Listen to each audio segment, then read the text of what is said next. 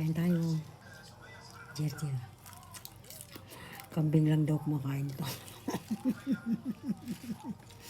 Kambing tayo. Masarap to guys. Mapait. Masarap to. Panglaban to sa ang tawag ko. Tapos ang blood pressure mo. Diba? Mapait kasi. Tama ba? Kaya mataas ang ano mo, ang sugar. Pait nga lang.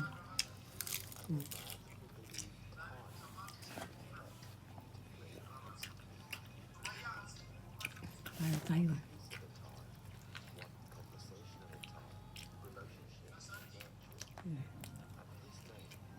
Ito ang buhay natin. FW.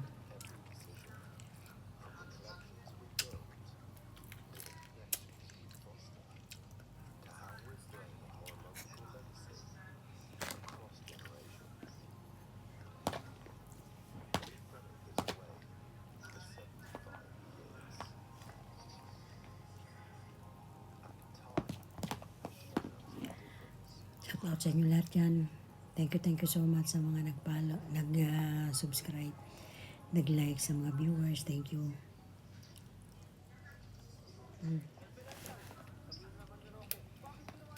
Laham.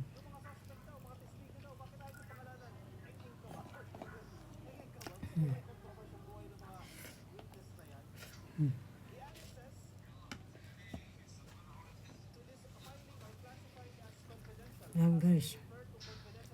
Disclosed inter parties. The document read.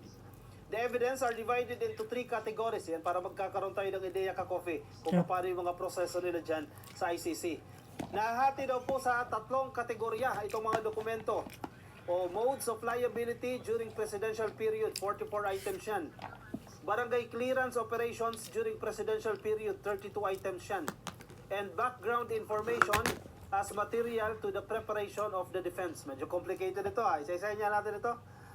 3 categories. Modes of liability during presidential period, 44 items.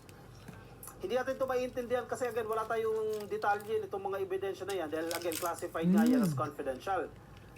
Some 267 items have already been submitted since the disclosure of evidence period began on April 30. The prosecution